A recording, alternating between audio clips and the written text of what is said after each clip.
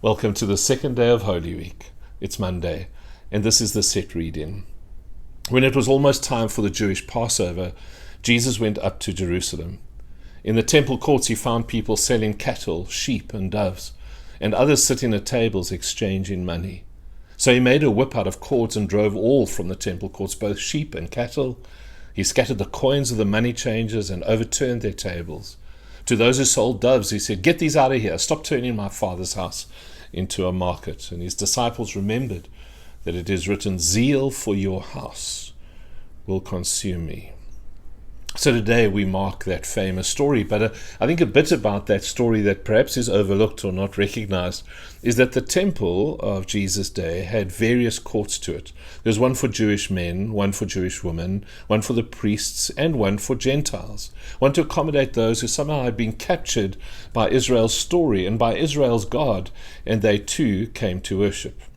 And because they were from out of town, they needed a sort of forex. They needed a place to change the currency from their hometown or their home territory into the local currency. And the temple was a good place for that to happen.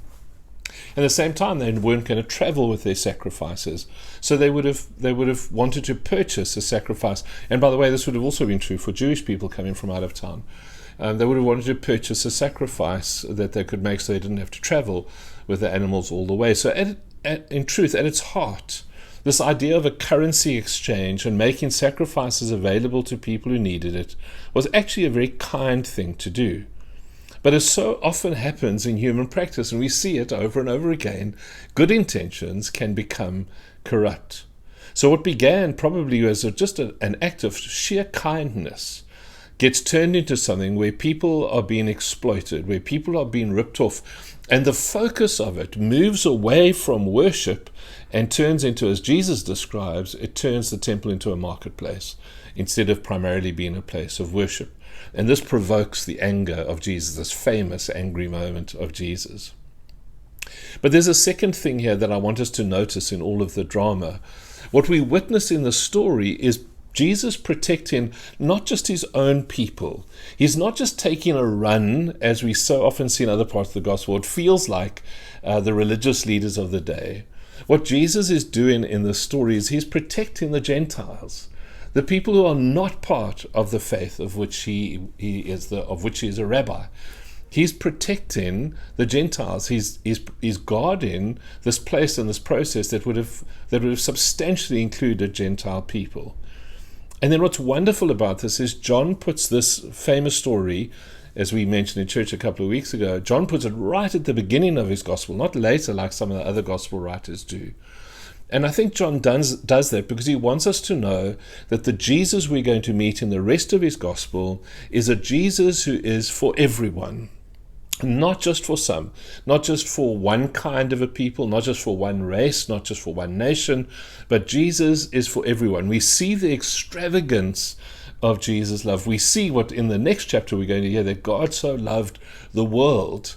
And Jesus establishes that principle in this this dramatic act of clearing the temple. And so for us, on the second day of Holy Week, we are reminded that the passion of Jesus, and I mean that in both senses of the word in this week, but that the passion of Jesus is centered on, is focused on making it possible for all people. And I want you to consider that carefully. For all people, no matter who they are and no matter where they're from, Jesus makes it possible for them to encounter the personal and intimate love of God. And when Jesus clears the temple, and as we pause to remember that today, Jesus says to you and to me, very personally as well as collectively, but very personally, Jesus says to you and to me, I've made a way for you, even you, to come into my Father's house, to enter into the Holy of Holies, to be forgiven, to be reconciled, to be restored to God. And that, I think, is a wonderful thought to hold in our hearts while we wait for Good Friday, which is the day in which we see just how wide Jesus is willing to stretch his arms to welcome everyone.